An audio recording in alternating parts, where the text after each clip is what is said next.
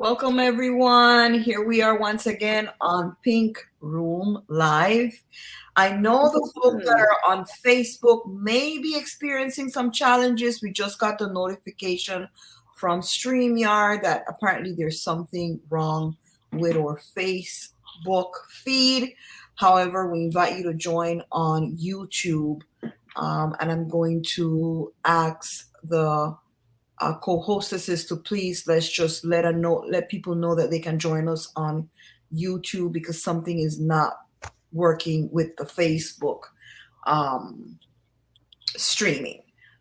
So if we can send out a quick chat to our friends, let them know that we are on YouTube today because something only on YouTube today because there's something going on with our Facebook stream. When you get on YouTube, just click on subscribe and that way you're able to chat immediately. All right.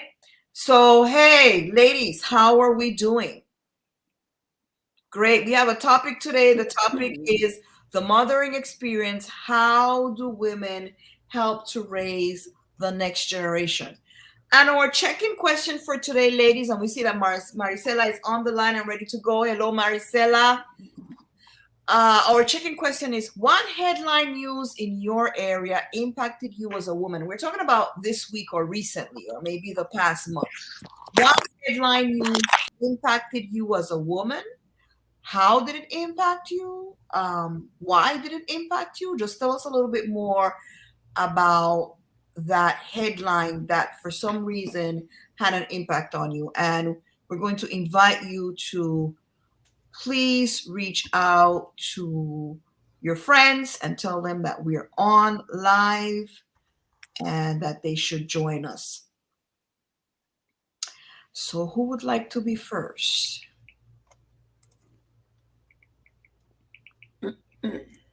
Wow. I'll just bring something interesting. I like sports. Um, the young lady, Shakari Richardson, who had a big dramatic issue because she smoked weed shortly thereafter. And when she mentioned, her grandmother, the mother dying, and it became like the world news. She was horrible, though Michael Phelps and all these others, same difference. Um, she did get some gold and she had a ferocious comeback. So it was it was nice to see her rebound. Well, she never lost out, but the abilities to see her just come forward, do what she loves to do, and to do it well in the midst of all of this stuff that's happening. It was just nice to see um, that being shared throughout, social media, etc. Yeah. Thank you for that, Shonda. I love what she said. She said, uh, somebody said like, oh, it's the new improved you or something like You're that. back. You're back. And she said, I'm She never better. left. I'm better. Absolutely. Very good. So on along the smart sports, Simone Biles. Hmm. Hmm. So we talked about how she prioritized her mental health in the last Olympics and decided to step away because she knew she wasn't healthy in spite of everything that people were saying. She was um, her peers understood her. It was other people who have no idea what the sport is like who started criticizing her for the fact that she was letting down her country and all the faith that had been placed in her. And she's back, like she's back, all the way back, winning everything. And I love that because it's not only so. I have to confess that I thought that she had let it go. Like last Olympics was the end. She wasn't able to compete and she was happy she got married and she was going to coach or something. So to see her back all the way back, it's like a lesson to say, you can come back. You can take a step away when you need it. Because sometimes we don't want to take the step away. We feel like if we step away, we're going to lose ground. We're going to, fall behind. It's never going to be the same again. You can actually step away and come back even better. Yeah. Agreed. I want to remind everyone that this is our check-in. Type in the chat, please, if there's a headline news in your area that impacted you as a woman. It could have been this week, last week, a month ago. share with us what headline it was and tell us how or why. So, in that vein of sports, my big thing was the FIFA World Cup. I was gonna say that. The FIFA World Cup for women was even better than the men's World Cup. And I watched the World Cup for men. I mean, these women, they have it going on. I mean, they were strong, powerful. I mean, the game was unlike any other games that we've ever watched. These women were quick. It was very hard to feel that they were even. You know, in the past, it used to be, oh, they're a little bit slower than the men. The game is not as vibrant. Let me tell you, these women were packing stadiums. Yes. People were all over the world Yes. into it. Fantastic. I mean, goals like gold. So proud of Spain because usually the USA has taken that thing for like 7 years, and then Brazil, and for Spain to come up and do their thing, that was fantastic.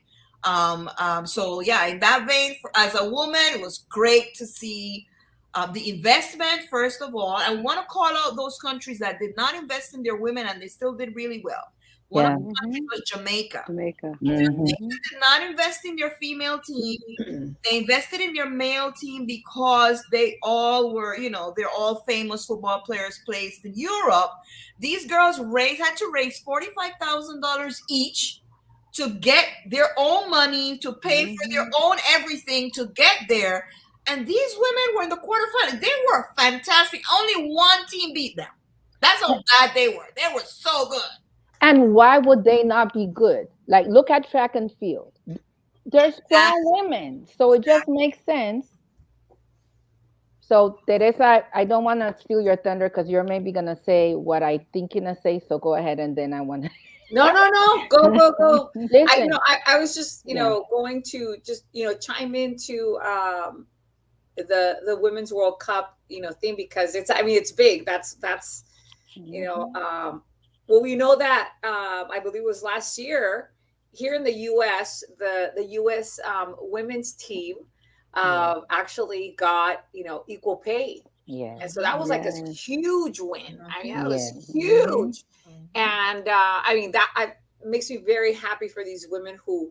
I mean, oh my goodness, they put soccer on the map in the US. I mean, Yeah. they have carried the sport. Yeah. They are the ones that are, I mean, they're Yeah. passionate about what they do. They do it well, very well.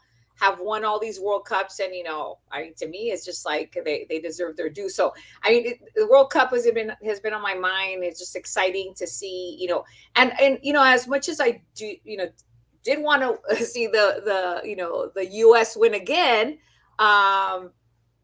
It was nice to see another winner. It's okay. It's okay. We'll come back next year, and but it's good to see other teams getting their time in the in the limelight. So kudos to Spain. What's I mean. I think about football because it's football, not soccer. Excuse me. Call the things by name, But so this is football because you That's actually right. use your foot. This is real Football. football. Okay, not this other stuff of the NFL, whatever they call that. That's a throwing game. I don't know why. It's like it's ridiculous. Anyway. I don't know if that's what you thought I was going to go on that. No, actually, what I was gonna go was how one man co-opted the entire narrative of the win from Spain. Yeah. But We you saw have- that they recently. Yes, Put it but out. I mean, the thing is that he kissed her on the mouth. Oh no, I didn't see that. He kissed her on the Yes. lips. President Yeah. of the. Yes, he kissed her on the lips, and at first she was like, "Yeah, we all are caring," but there was so much pushback from the world, from other Wow. women, from other teams that were saying, "No, that's not okay. No, that's not okay."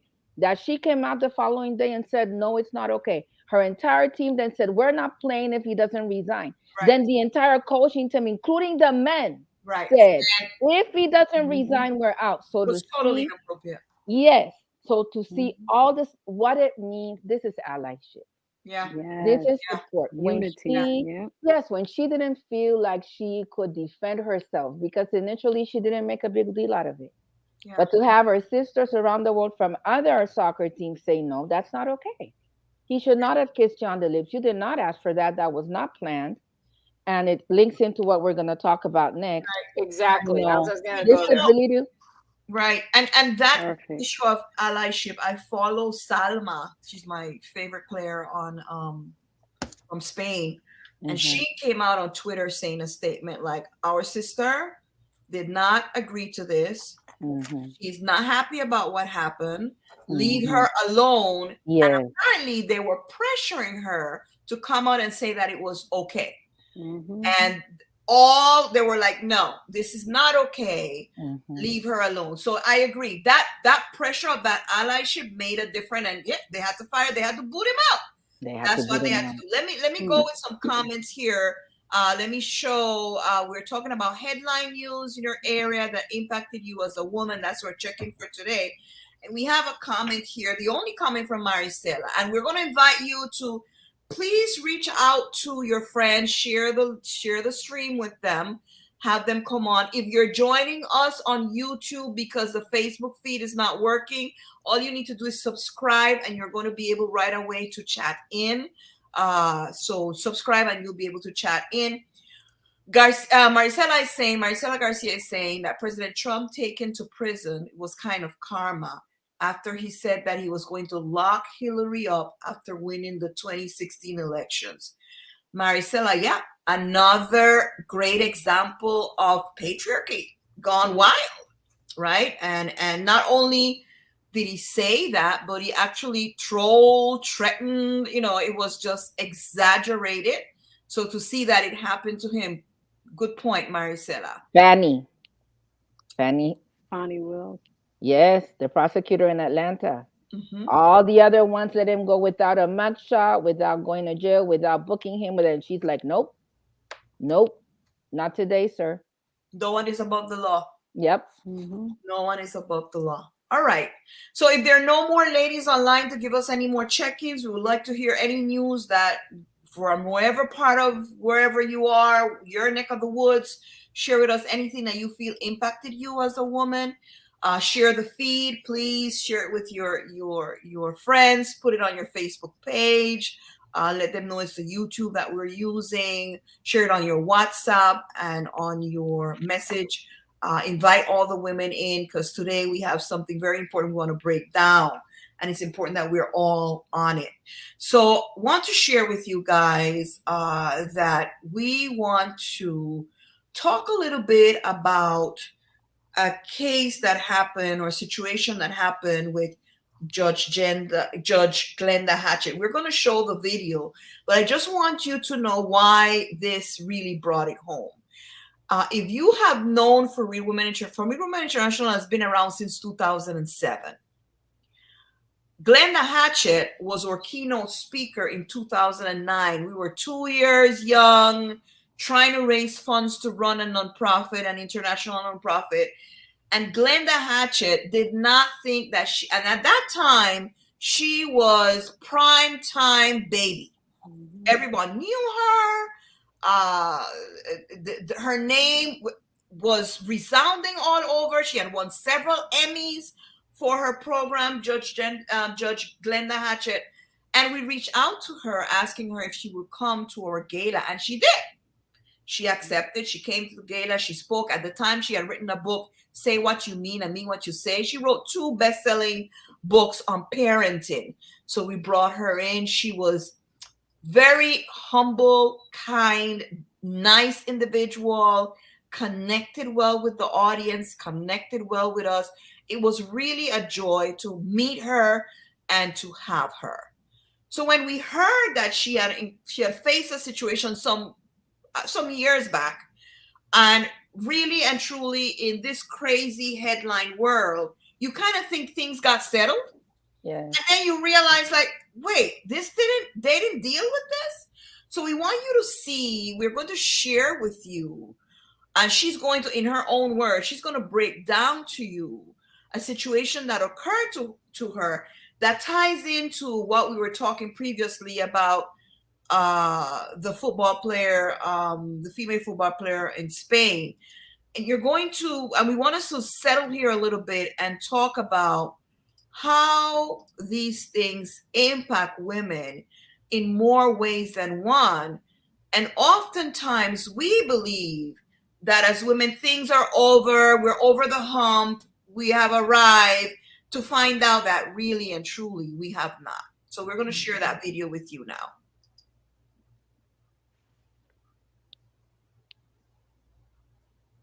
I am surrounded by an enormous amount of support. And I'm very grateful to my law firm, Stuart Miller Simmons, and all the people here who have really stood in the gap. CK, we have these people, Gerald, they just represent a few of the people who have really been on the battlefield. And as Chris said, CK has really been the person who has been leading this. I want to talk to you about what this has meant to me. And I'm grateful that you're all here so that I can just have this opportunity collectively. Because I hope you understand that every time I talk about this, I am in fact having to relive what happened to me. I was at a reception. I'm going to be very candid with you. I'm going to be fairly brief. I'm going to be very candid about what happened so that there's no misunderstanding about what went on.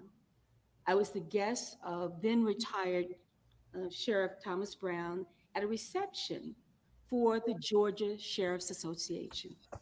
I was greeted with I was welcomed. People were just happy to see me. People wanted to take pictures. I felt very comfortable. And so for this to happen was just like, my goodness. And I was standing at a table, and the defendant, who I will continue to call the defendant, came up uninvited, and I was introduced to him as Judge Hatchett. To be cordial, I'll make this very quick. My family is from Troup County, Georgia. I said that, but I didn't know where Bleckley County was. He poked me just momentarily in the chest. It's right in the heart of Georgia. But then he grabbed my breast. He grabbed my left breast. He squeezed it. He then started rubbing on my breast until Thomas Brown intervened. Literally had to take his hand off of me and push him off of me. Being an executive woman is not easy. In 2003, I gave up my lipstick and pinstripe suit. I am a very strong woman. I pride myself on being strong. And I really thought I was just going to tell you exactly what happened. I'm fine. This happened Tuesday night. I'm fine. I'm fine. I'm fine. I pressed charges the next morning. I'm fine. I'm fine. I'm fine. I even went to a dinner that Wednesday night. Thursday morning, I could not get out of bed. And I want to be candid about this because people who know me, my life is very public, but my life is very private. I bet you $1,000, very few of you could say anything about my personal life, and that is by design. Even before I went on television, I am very private, almost introverted in my personal life. So we want to stop here. We're going to continue playing it, but we want to, those that are joining in, we are playing a statement that was given by Judge Glenda Hatchett about actually it was an assault, a sexual assault that she went through. We had asked you previously to share a news or headline that impacted you as a woman. And this, for us, as for Women International, impacted the entire organization because Glenda Hatchett just happened to be one of those persons who loaned her talent and her skills to help us build the organization in our very early years with a fundraising event that we had in Brooklyn, New York. So if you're just joining, what you're listening to is Judge Glenda Hatchett, which you may have seen on TV. She was very popular at that show, describing a sexual assault encounter that she had in a very public setting with a male. So that's what's happening now. Norca, maybe it's important to say who it is because I had to look in the news to see who the person was who assaulted her. The person that assaulted her was the sheriff of that particular county. She had been invited to that event to speak. And this person then proceeded to publicly assault her. And so here it is, I am sobbing, literally sobbing. I could not stop crying. I could not get out of bed that Thursday morning. My assistant, Naima Rashad, has been with me for some 12 years or so at that time, was like, she'd never seen me like that. I rarely cry. Very few people have ever seen me cry. And I could not even get up to go and get something to eat. That's how, in what horrible shape I was. I'm very candid that I did go into therapy that evening at 6 o'clock with Dr. Susan May. And I say that because there's sometimes such stigma about therapy. I needed help. My life had been changed. And as I said to the judge in the court this morning, that I never expected that I would be so deeply affected by this. I could barely get through my impact statement. See, my eyes are still puffy. I cried and cried and cried in court. And thankfully, I've at least gotten that out so that I hopefully won't break down today, and I might. But what I said is that there is a scar that he left. And what I really resented is that someone could have that kind of power over me. That somebody could make me in that moment feel helpless. I have never felt so helpless in my entire life. And I was angry, frankly. I was angry that I didn't slap him. I didn't kick him. But now I understand victims. I was absolutely frozen. And so I stand here today, as they have said, that I have been on the other side of this. I've never been the victim. I have been the advocate. I have been supporting people. I've been trying to make sure that people's rights were protected. And here I am being a victim. And so it would have been easy for me to just, go home and say, okay, well, it was an unfortunate situation. I had to file charges. There had to be accountability because the message needs to be clear that you cannot do this. How dare you do this? And if he would do this to me after having been introduced to him as Judge Hatchett, what else is happening? What about the women and men who are out here who don't have the resources that I have, who don't have the support of this amazing law firm and these amazing lawyers and all these people in the community who have stepped up and have been with me? This has been 20 months that they have manipulated the system with delays after delays after delays, in my opinion, so that he could hold on to not only his salary, but his pension. And I'm going to go there. I am going to go there. The governor did nothing. I'm going to go there. The governor, after men and women stood in front of the Capitol last October and demanded that the governor take action, he never suspended him until this today, when he resigned. He has been on salary and will have his full benefits. And so that is outrageous and it's unacceptable. Wow. That's a lot to unpack here. Would love to hear thoughts from those who are watching us. It's just a lot. And we're going to cut it here in the interest of that. This could be a whole pink room right here. We actually should, probably. Yeah. Absolutely. And trying to show the impact on her. Remember what she said, I consider myself a strong woman, but after a couple of days, then going into therapy, and then the legal matter that was not taken care of. Like, if you have questions about institutional racism, institutional gender, it's all in this one case. There you go. Prominent, Right there. high heel, well-educated woman.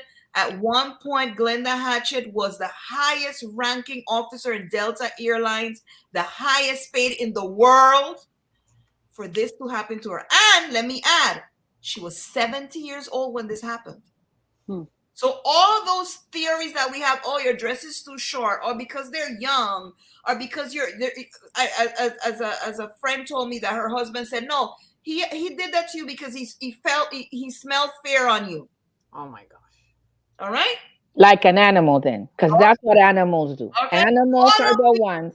All these Animals. theories in this one case, like this is the classic case that needs to be shown time and time again to prove like there is no playbook for this.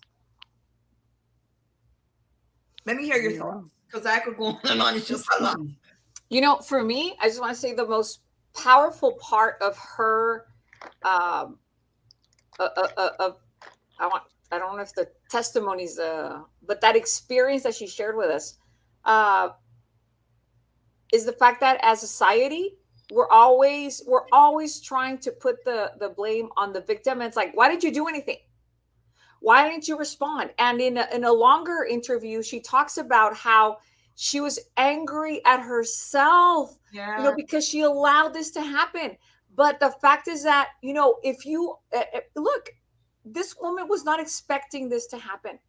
And because of that, this paralysis that, victims go through, is something that we should really, we should be teaching our children, boys and girls, that, they shouldn't feel that this is, on them, because this is, if you don't know what to do, I mean, we don't go around thinking, okay, like, I'm going to walk this block and, if anything happens to me, I'm going to do this and I'm going to do that. I mean, you would be neurotic if you thought that way consistently. The fact is that I think as human beings, we try to live our lives without being scared every second of our lives, or being, in a defensive mode every second of our lives. And so unfortunately, when these things come up, they, we as a victim of somebody's, inhuman behavior, it becomes like, what do I do with this? And you have no, and there's that paralysis. And her talking about it was just, for me, as a woman who has, gone through, traumatic experience, who has in the past been a victim of, sexual violence. I think now, that was so, for me, it was just cathartic. It was like, wow, thank you for saying it out loud, because, I'm able to find peace. And I'm sure that there are a lot of women will find peace in knowing that, it wasn't that you were, that you let yourself, that this happened to you. It was like, she was in a public place with a bunch of people. I only kept thinking, like, was this guy, on meth, or what was going on in this man's mind that he thought that he could do this in front of a group of people and get away with it? Anyway, there's so much here. There's just so much. But that part of her, speaking her truth about not knowing what to do in that situation was absolutely, to me, it was like, that's what we go through. That's what we go through. And, and we should not have fingers pointed at us when we go through that victimization, because we didn't do anything about it. Yeah. Any more thoughts? I think the power of her, Judge Hatchett's coming forward with her entire story. She said she was just going to be real clear about it. It's powerful, because it reminds us time and again that no matter what social, economic, political walk, position, victimhood is real, because there are people out there who feel they have the power and they will do what they feel that they can do. So the power of her coming forward is to show the world and to show other victims, not just women, but other victims, because it also happens to men and boys. But for women specifically, in this case, it's powerful because, as you said, Norca, you emphasized it about 2 or 3 times before we started her video. She was the most powerful person at the time. That in and of itself said a lot, that wow, here she's rolling in dough, perhaps, recognized as soon as she steps into an airport, but yet she could experience this level of abuse, right? Sexual abuse, and from a person in authority who is takes an oath to serve and protect, yet you violate her human rights and think that, you know, it's okay for you. But then again, she's also a woman of color. So the power behind her coming forward is a constant reminder that no matter what walk of life you're in, you can become a victim. And then the power behind it is that she did mention having access to resources so that her story could get out there and justice could be served. So it's like you said, it's a lot to unpack, but the power was that no matter who she is or what she is, that this can still happen. And yes, you do freeze. That's just, sometimes the brain just does not expect any type of trauma or things like that. So we do pause. You know, you always say, you hear people say, why didn't you just move? Or what? It's so much, it's like just stuff crosses in your brains that you don't even have the ability sometimes to say a word. And so that is a natural response. And she was beating herself up a little because she didn't respond in a moment. But that is just how we are built. But justice is coming in the end, where, you know, she's telling it, she's reminding the world that it can happen, and we have to speak out and be a support for each other.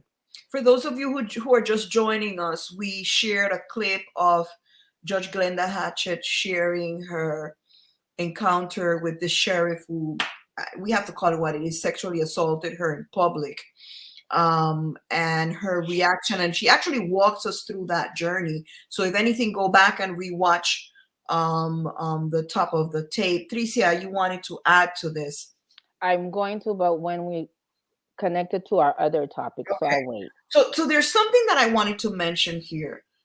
We place a heavy burden on ourselves, and society places a heavy burden on us as women with this idea that we must be strong. This idea that we're strong, so we should bear it all. Hear what she said. I considered myself a strong woman, but 2 days in, she couldn't get out of her bed. Right? The idea also that because if you're a strong woman, then you should have slapped him, attacked. Listen, no one is expecting no one to come and poke you in the chest, grab your breast. What? I mean, he went through steps. It wasn't as if he just touched her, right? You're at that moment believing, is this a nightmare I'm having or something, right? So we need to release this idea that as women, we have to be able to do this, respond, curse them out. Listen, we're not prepared for this. It should never happen. That's the first thing. It should never happen. And because we're not prepared for it mentally, and we're not expecting that this should happen to anyone, our reaction is going to differ. And it doesn't mean that because we react differently, that's something wrong. Like you could have fixed the situation if you had done something. Absolutely not. I also wanted to mention here that the governor, Georgia, please, sir. And still has not done anything. You have to go in front of your what? And then 20 months later, because you want the guy then leaves with his pension. And she said, and he still has not done anything. Just egregious. It's that old boys club. Yeah. You probably I wouldn't doubt it. I'm not saying anything here. Don't say it. You know, don't say it. It is. I'm not saying it, but you know, But you know, Teresa, one thing we cover up things for people because they cover up things for us. You know, exactly. You know, one thing I thought, Teresa, was this, I don't know if you guys agree with me. This was not his first time. Oh, the nonchalance of it. just doing it, and you didn't even grab her in a corner. You like did it publicly. You've done this before. And you've Had the gotten governor away in the with it. pocket. Yep. And you just thought, here is this little black woman here. I don't care who she is. She's under me and I'm going to do the same thing, right? So you have done this before. Let's read Maricella's comment. Maricela says, imagine the impact on women or any others not having the means to defend herself, which Judge Hatchett spoke about. We definitely need to educate our children on what rights they have, whether they have the means or not. There's something else I want to add about Judge Hatchett as we move on. Judge Hatchett, her firm, the Hatchett firm, was the firm that defended Philando Castile's girlfriend, family, and his family after he was murdered. In his car, he was a teacher murdered because the police got afraid, whatever. They were the ones who defended. So this is a lady that's very engaged in her community. She's well aware of what's going on. Didn't her daughter-in-law also die? Her daughter-in-law passed away from what we call a black woman, right? That happens with most black, but not most, a lot of black women. Maternal mortality. Right. She passed away. Again, the daughter-in-law was a lawyer. This was a woman who was well fit. She used to run marathons. They left her in the hospital, and when they came back, she was dead after having twins, I think she had. So these are things that can wear and tear down on anyone, and to see that it happens to someone who is well known, has achieved the highest heights, has the means, has the financial means, has the connections, you start to wonder, wow. Yeah.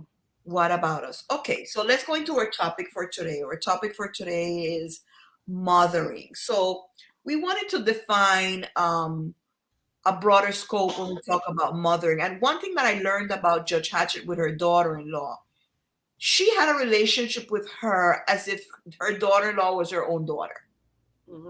Right? That's the kind of relationship that she also had. So she understood this concept well. We wanted to bring this forth to you guys when we talk about mothering.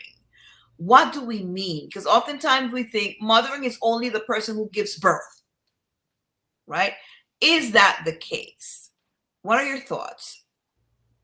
Well, especially nowadays when terminology is different, right? You can't say mother, you say birthing person. Right. And I mean, there's so much inclusivity in the term. But I think that when we talked about it, when preparing for this show, it was more along the lines of the community of women that raise generations. And the fact that aunties play such a significant role in many communities. They play it in Black communities, they play it in Hispanic communities. One of the titles I love the most, besides Mami, is Tia. My nephews call me Auntie T.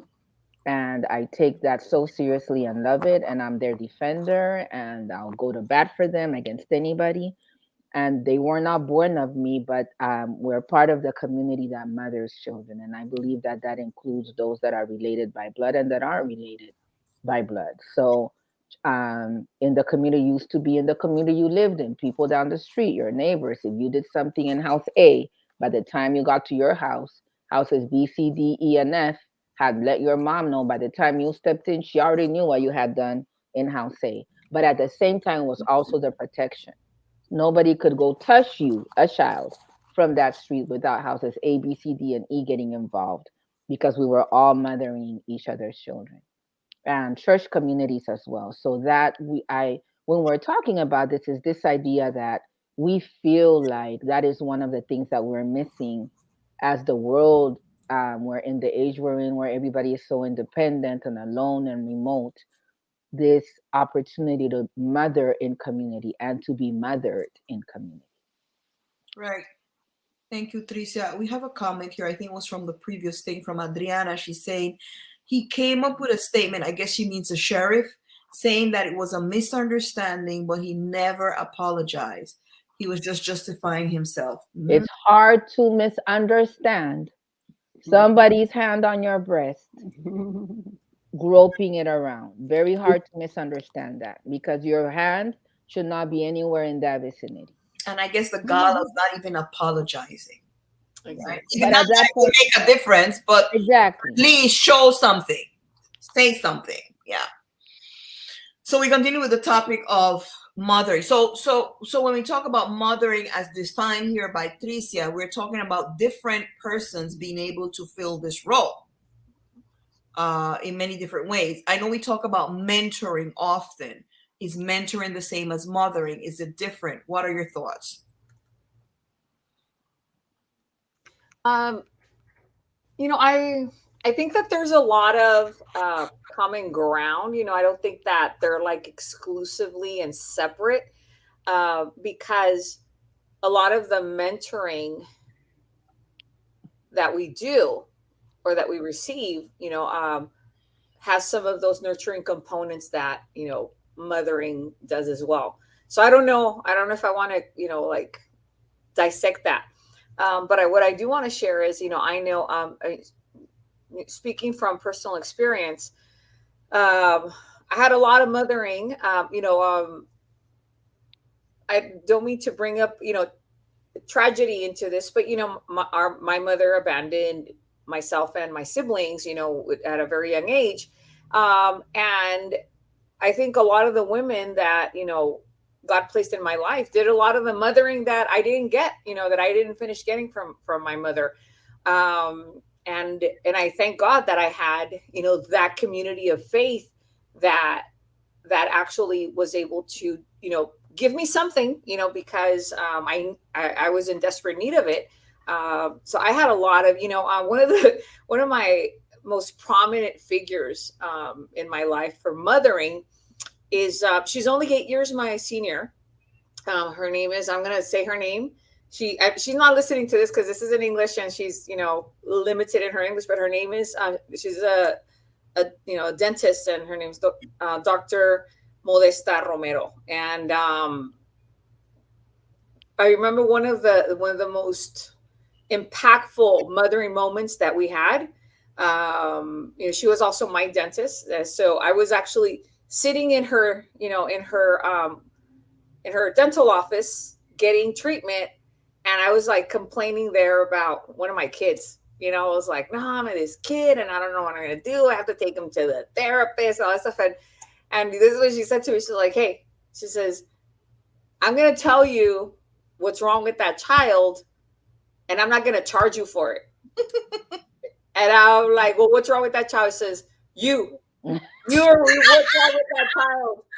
Like, get yourself together. And let me tell you something. Those are the most powerful words that she said. She's given me so much, throughout the like 20 plus years that she's been, my dear friend, and and that mother figure. Even though she's very, and she's like, don't tell anybody that I'm like your mother because I'm way too young, right? So, but she has provided a lot of guidance that I've needed, that I think a mother would provide. And it's been incredibly, powerful in my life. It's given me direction. And I mean, I'm just blessed that I have somebody like that in my life, and I'm very thankful. I have a heart full of gratitude for her and for the other women, because obvious and the obvious, right? For real women that has, for now, I don't know, 6, I would say, close to, close to 8 years, right? Somewhere around there, that I have been receiving mentoring, if we want to take off the mother part of that, but just so much mentoring happening in my life through For Real Women. A lot of growth, a lot of blessing. And I am just, I think that when we provide that for anybody, and I speak as a recipient, and I hope that somebody will someday say the same thing about me, because that's the only way you can really, really, pay back anything, is just paying it forward, right? That, I have received so much. It's been in abundance, the love, the nurturing, the mentoring, everything, through For Real Women, through every woman that's been in my life. I have a heart full of gratitude for that. And I think I went all over the place, but No, you actually brought us to a good place. I'm going to ask those women who are listening, type in the chat. You said it, say her name. type in the chat Yes, say name her of name. a woman, the name of a woman who has been a beacon of light, who has been comfort, who has been a mother, a nurturer, a mentor to you. Type her name in the chat, say her name. We'll give honor to her here. So type the name of Nice. a person that is not your birth mother, but who has been there for you in so many ways. And you want at this time to say, hey, this person I am thankful for, as Theresa just did. Because, you know, she showed me the way in so many ways, or she pointed me in the right direction, or she gave me an advice that I needed. Just type the name of that woman and let's say her name. Thank you for that, Teresa. Nice. Oh, and let me finish telling you though, that after when she said that, I was like, I wasn't ready to hear that, right? So I wasn't very happy about it. And which is, I think, one of the most powerful things that mentoring does. You might not be ready for it, but at the time will come when you're like, oh my goodness, this is what they were trying to teach me. And after some years, I was like, she was right. She was right. That kid's problem was me. And and I had to get well. You remember we talked about this. That whole in one of our, I think it was our last pink room. We talked about that, how we need to get help. And I ended up finally going to get the help that I needed and becoming a better human being. The child that I speak of, let me tell you,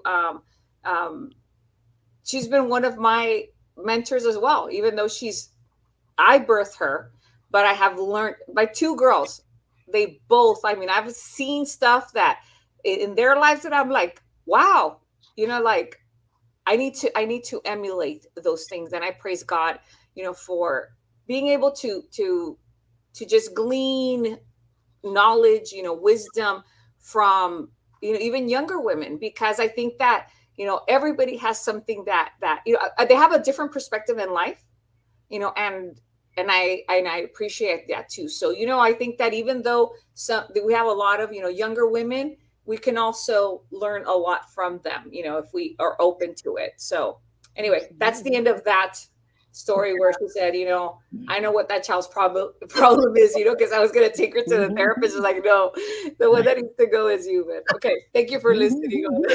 I think there's a couple things. Yeah, you gave time for a couple of names here we want to honor. So Yes. Graham, This is Tracy Ann Das. Tricia Penico. Thank you That's for Tracy that. Ann. Honor them. And then we have Love you. Hollis Charles. She's from For Real Women. She says Brooklyn crew, Rose Cava, Lynette Holder, and Karen Gibson. And then we have Saida Bar, also from For Real Women. She says Shirley and Ella have been women of inspiration that have mothered her. There's a couple things that I wanted to bring out, Norca. Maricela, let me just quickly, Maricela, her cousin Elizabeth. Make sure you show Elizabeth this so she knows that you honored her, Maricela. Go ahead, Dr. P. Mothering is a decision. It's not natural. So just the fact that someone birthed a child does not make them a mother. Just like because you didn't birth it doesn't mean you're not a mother. And I think that's important. The definition is not because someone was made in your womb makes you a mother. We have so many different examples of how that is not true. So that's the first point. Mothering is a decision. And I think that that's the difference. Maybe it's too slight between mothering and mentoring.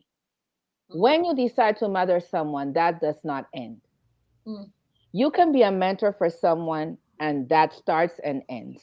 Right. For whatever reason. The chemistry ends, you change from job, there's a disconnection, you never see the person again, there's trouble. The mothering relationship is, I think, the most similar to the relationship we have with God, where it can be truly one way alone. It's one way, without necessarily waiting for gratitude, for acknowledgement, for reward, for anything. You have decided that you will mother this person no matter what. Just like God has decided to be our parent no matter what. And with mentors, you can be like, oh, you didn't take what I said into account. And you know that a mother, when you have decided to mother someone, it's almost impossible for that someone to do something that is bad enough, grave enough, that mothering relationship is cut, even when it's not your child. And I know that we all have examples of people that we have decided that we will support, we will guide, we will sponsor, we will talk to, whatever, no matter what. And I think that is the distinction between the being a mother and being a mentor. It doesn't, I'm not saying one is better than the other. I'm just saying the nature of the relationship is different. Right. Love that. Very, Love very that. good point. Very, very good. Yeah. Go ahead. Love how Dr. T and Teresa shared that broader scope. Just to add my experience, it's too many people to name. So I'm just going to say to all my aunties, maternal and paternal, in the community and in the church, I thank you, because it did not mean they had to be my biological relative. Mm-hmm. It could have been a fictive kin. I think Dr. T was saying that earlier in the community. If you did something before you got home, it was already there. And so I like the fact that it's a collective, almost like art, when you pull all the pieces together to see the beauty of what's going to come out of it. That's how I look at it. And know that the benefits of it, and especially in communities of color, especially Black Latino women, mothering was, like you said, was a choice, and or it was put upon you. Just think about in slavery. I'm just thinking about here in America, when a mother was snatched away from her suckling child, and then the next woman had to step in and become that mother and that family, and just that whole collective, and the beauty of what the outcome could be. Someone who's providing for you, protecting you, caring for you. Yeah, and it's by choice. I agree. That brings me to that whole notion of how we thrive in community, right? We heal in community, and how these tribal, if you want to call them that, interconnections are so necessary for us to thrive, right? Because you reference slavery, Sean. I think about immigration and some kids that are left behind, and people who, I remember sitting in the office of a lawyer, and he was sharing with us that the parents knew that one day they could have been taken and sent back, deported, and they had already planned in the mind of their children and the neighbors, if something should happen, these are the people that are going to take care of you. They had printed, so the neighbors had come to see how they could legally now take over. So those interconnections that as people of color we have, I see that in the Jewish community also. Yeah. Those things are natural things that we do without thinking. Not everybody, but I would say the majority of us. I think about my own experience coming into working in an institution, large institutions, very complicated, oftentimes a lot of drama. But I think about those Black women professionals who were there, who saw something in me and would guide me, and still are. I think of Dr. Cicely Broadway, who retired and is still there working with me and kind of like making sure, are you okay? Are you doing this? I think about Dr. June Bob, who retired, but still keeps that connection with me. And during the time she was there, making sure that it wasn't an outside force, but it was these women who saw themselves as the mothers, the professional mothers, and how critical they have been. And I strive to do the same also. Sometimes it's not necessarily accepted if you don't understand it, but I think in general, that line of how do we continue that collectivity of kind of looking out for each other, mentoring each other, making sure that we are okay. I think that's really what that mothering component is all about.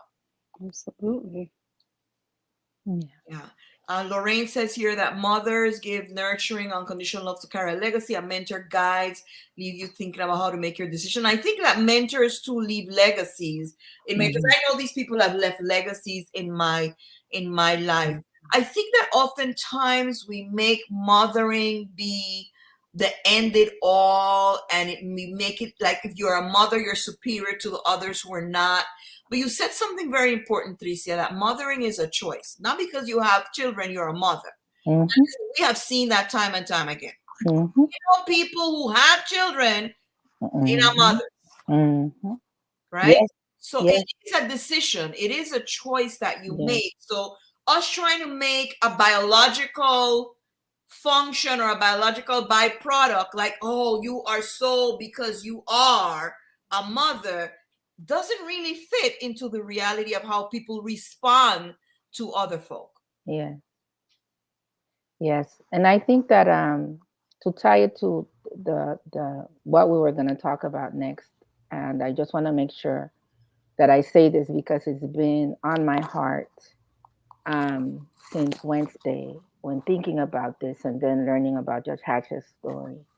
I had a very unfortunate situation happen at work, and I'm not going to go into a lot of detail, but what I am going to say is this, that I experienced um, every single part of the playbook that attacks us when we're trying to talk about the role of structural racism in our lives. I experienced it in my job, trying to explain what public health means and is to someone who decided that that would be the space where, after years of doing this little by little, she would come at me full blown. And even though she's been doing it like little by little, the moment in our conversation, there were other people, it was virtual, there were other people in the meeting. The moment in our conversation when you could see all the trappings just fall and the attack just come right here was when I was talking about our need. I said my need to parent my children first, the sixth grader, into educating him, change the way I teach him because now curriculum says that slavery had its benefits. So how do I parent this season? But then I talked about my older ones and I said, teach them how they can be pulled over more often, arrested more quickly, charged with more severe charges, and their sentence can be worse because of who they are. And this person started talking over me and then said, after I said, I'm talking, don't talk over me, she said, don't bring race into this. I continued to push back. And then she said, well, if they just listened to what they were told, you wouldn't have to. If they just did as they were told, you would not have to worry. Oh my God. How? So as a mother, when this last point, when we're saying why do we need to mother the generations after us, is because that is where the crux of the evil is. It's in our children. It's for the next generation. That is why this is so important. That is why every sacrifice is worth it. That is why we need to read and educate ourselves. That is why we need to go to therapy, because I had therapy 2 days after that, right? That is why we need to have our community of sisters to be able to just release this. After this conversation, and then when I went to my boss and said, this and this is what happened, and put my boundary up, I came home and I slept for almost 3 hours. When I walked in the house, I felt like this exhaustion. I was totally drained. It was like a physical fight had happened. I felt pummeled, and it was not a physical fight, but you feel like you're fighting for your life. The reason why this conversation is important, the reason why we believe that it was important to think about motherhood, not only in the sense of the children you bear that bear your name, but how do we mother this next generation of young people that are coming into the world at an age where they are told that their history doesn't exist, that their lives do not matter, that they're worth less than other people, that computers are going to take over their jobs, that if they don't get tests, if they don't get grades in tests, that they're gonna be killed, and they'll be at the side of the road as fourth graders. What? If we don't do this, there is really no hope. So that is the importance of us taking on the choice of this responsibility and making sure that every young person that is close to us gets that advantage of that blessing of being mothered and mentored by someone who cares about them and sees them for who they are and isn't just letting stuff go by. Oh, well, too bad. Someone else will do it. So Tricia, I just wanted to just say here, whenever I hear, and I'm sorry that you went through that, but I know exactly what you went through because I've been through it, and it's exhausting. What your body reacted to what your mind Mhm. exhausting, because you basically have someone who denied your experience and that of your children, right? And I just want to say this here because I've heard people of color say it too. Whenever people are talking about a race issue and you feel that race is not, you are literally You're proving the point. you're exerting violence against Yes. that person. It's intellectual violence because this person is saying to you, "This is what I am experiencing," and you're taking a machete and say, "No, it's not about race. Get out of here." It's violence, right? So, Mhm. besides the fact that if you're a person of color, you're in deep denial, right? But if you're not a person of color, you are again now proving, as Tricia said, the point, because with your words, you're trying to be you're being intellectually violent to this idea. I also want to center that idea that you said, Tricia, and I think that perhaps that's it. That in this idea of us mothering, it's about seeing. Mhm. Many times we're in communities and they're young women and young men. They're going through stuff. We look at them, we see that something is off, but we decide to cast our eyes elsewhere and say, "That's not my business." Yes. Or, that's so and so's son. I'm not going to get in. We're not Mhm. seeing them. When Mhm. perhaps a touch, a word of "how are you doing" would make a world of difference. So this idea that we're talking about, we're all mothers and we should all extend this idea. It's seeing those people that are around us, centering their humanity. I think Yeah. there's some good comments here I'm going to share. Maricela said, "I believe that just as girls back in the days were raised to be wives and moms, for the most part, mentoring was embedded in it. There was a level of mentoring in Mhm. it." Yvette is saying greetings, and Maricela was saying, "Dr. Tricia, that was deep." But yeah, that and we need to recognize it for what it is. It's violence. It's violence. It's violence. And then the thing with therapy that so I'll stop till we do takeaways because that's a takeaway I'm going to say.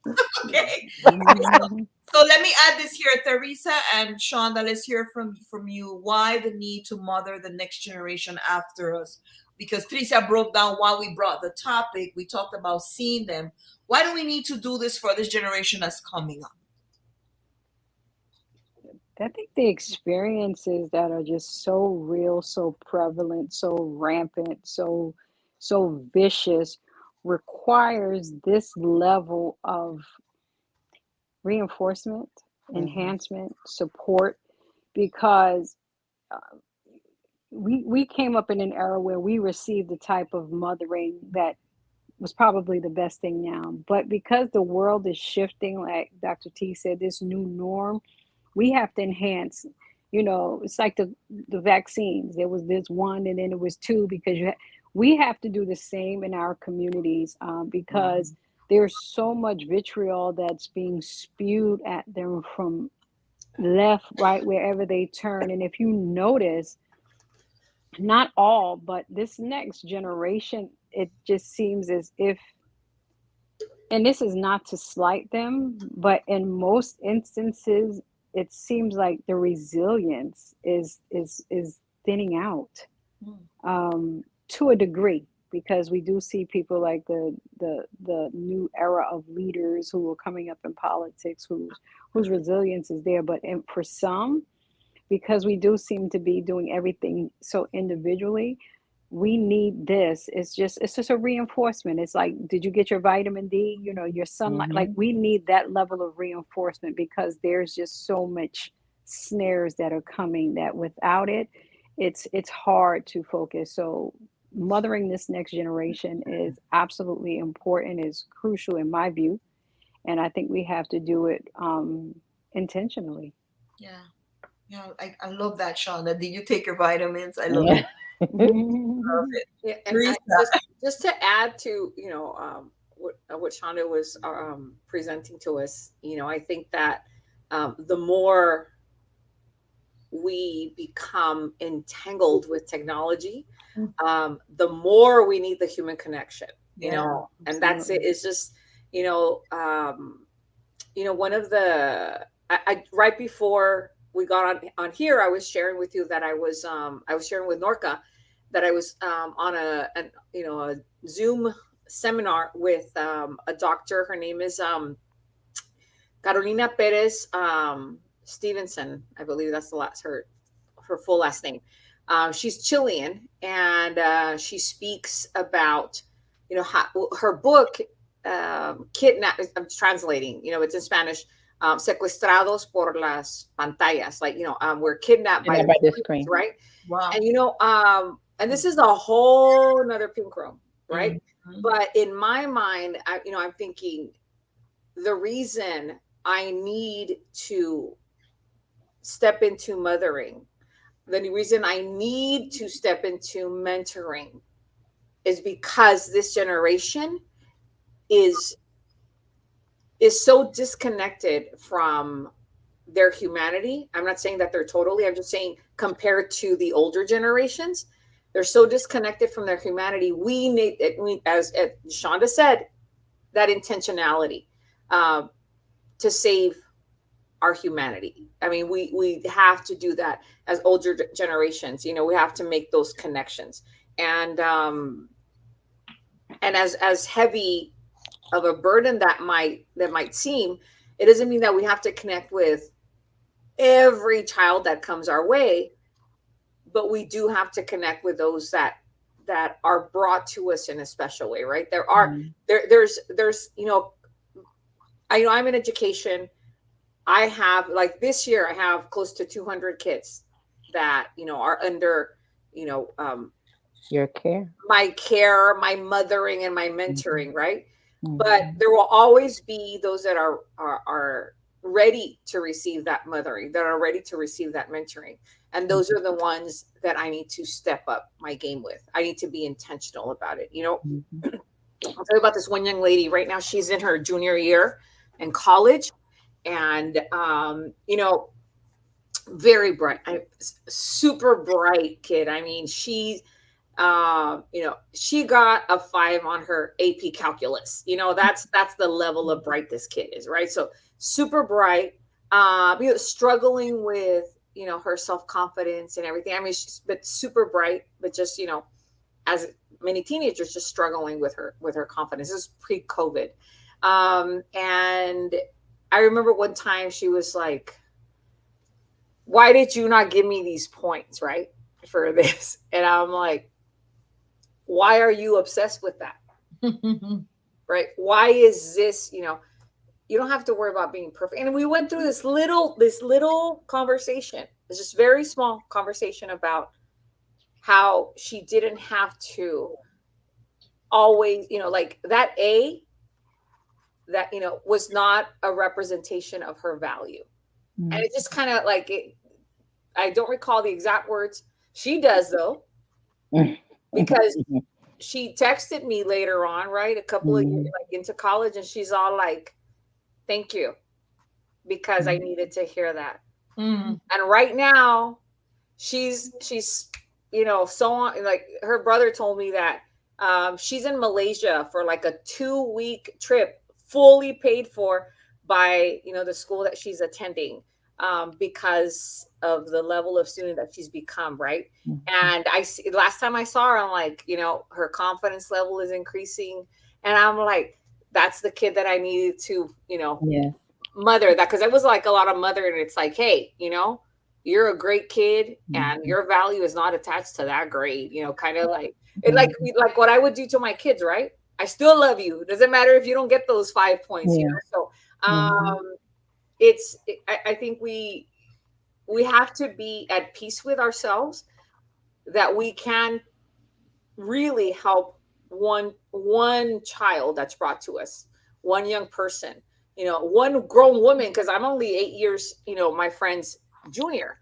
Like, I'm a grown woman, and I still see her as as having those mothering opportunities with me and mentoring me, right? So whoever that is, that's who you have to do it for at that time. And I still connect with this young woman. We still, we see each other. We still, we celebrate her wins. It's not just, but it was that moment, right, that led to the mothering. As you said, it's not something that it was. And I want to say, thank you for sharing that clarification. I understand that my role in her life is mothering, even though she has a mother who takes care of her and everything. But she needed me, and she continues to need me because we still connect. We still talk about it. We still, build on that confidence that she needs to continue building, right? And it's wonderful because I'm like, I know I'm making a difference in that person's life, in that child's life, right? And that's what we just need to do. It's not about everybody, because we would just drain ourselves. We couldn't do it. We wouldn't be able to support every person that comes our way, but take advantage of those that we're at the right moment and at the right time saying something to them that's really going to make them value themselves more. Because I think that's what all the mothering and mentoring is about. Really helping that person just find the value in who they are, because they're gonna go right. They're not the things that they're doing. They're not doing it because you told them, oh, now do this, do that, right?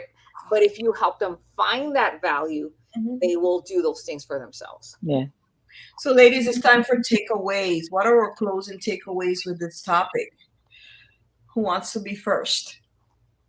So I'll go first because I said it and then I forgot it and then I remembered. So now that I still remember. We need to be able to create our own boundaries. And it may seem that this is not a takeaway, but it is. In every situation we talked about, you need to be able to create your own boundaries. There are boundaries that you set on others where you say, this is what, you can't go this far in my life. But we need to be able to say, I will not allow you to come into my life in this way. With Judge Hatchett, where she said, I will file charges. With Simone Biles and Sha'Carri, where they said, we're going to run, we're going to go back again. As mothers, as mentors, we need to be able to say, this is what Teresa just said. We can't do it for everybody. For us to be able to do it and be healthy ourselves, we need to be sure that we know what are the boundaries we need to set for ourselves so that we do not fall in despair while trying to help other people. Thank you, Tricia. I would like to say experiences happen many times for reasons, and people cross our paths for seasons. And so, in both of those experiences, if we are not woke, but if we're allowed to see what opportunity lies in there, take it to the fullest. Yeah, thank you, Teresa. I don't know if it was like my last little segment maybe, but I think the most powerful takeaway is for me, on a personal level, is being able to see a woman like Judge Hatchett and understand that, and and it's unfortunate that I have to say this, but we're all in this together. Yeah. Like, it doesn't matter what level of education you have. It doesn't matter what level of socioeconomic status you have. And I think that I guess my takeaway is this, I believe that the more voices speak their truth, the better we will all be as women and as a society, as a whole. So I guess that's my takeaway, that it's that we should never feel like, that just happens to, women whose socioeconomic level is, that's where it's at. No, this happens at every level. And may God protect us all. May we all look out for each other, because we're all in this together. Yeah. Thank you, Teresa. I just think that the whole issue with Judge Hatchett, that football player from Spain, if you watch A Color Purple, they have this saying, a girl child is not safe in this world. It is true. We're not safe in this world as women, and we need to be aware. We can't walk the world fearful. We can't be afraid of everything and don't aspire and achieve. But we need to be aware that the world is dangerous for us. And that requires us to have more eyes, more hands. We need that collectivity to be looking out for us. We need people to see us. So that means that I might not necessarily mentor all my students, but I see them.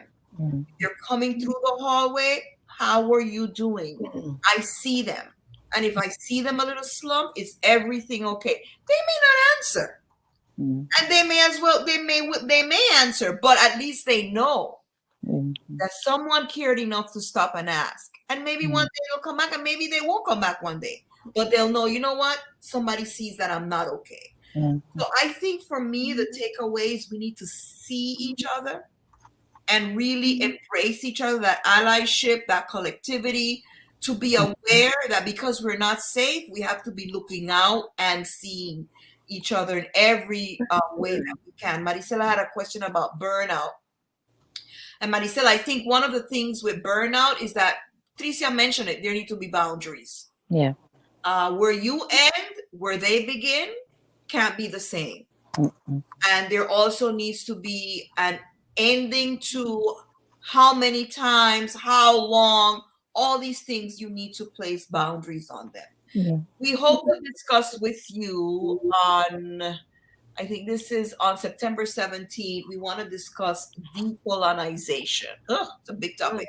Is it possible? Is it necessary? We have so many people who say we don't need to decolonize. Colonization has served us well. Look at the progress we've made. We want to tackle that. So we invite you, and we ask you to invite your friends so that we can have this conversation once again. We want to thank you for being with us and for gifting us your time. Share the feed with someone. We're actually taking out bits and pieces that we're sharing. You can also share those bits and pieces as the weeks go by before we meet the next time. So thank you. I don't know if any one of the co-hostesses wants to say anything. I think Holly says fear should never be an option, and we must be able to stand up for what is our truth and be an example for the. Yes, Hollis, and you have rounded it off well. Stand up with our truth and be an example to the younger generations. Ladies and gentlemen who watch us, see you next time in the Pink Room. And we'll see you next time in the Pink Room. The Pink Room is a produced resource of For Real Women International, Inc., a non-profit organization with headquarters in New York and affiliates in the United States, Latin America, and the Caribbean. The views expressed here by hostesses and guests do not necessarily represent the philosophy of For Real Women International, its affiliates, members, and board of directors.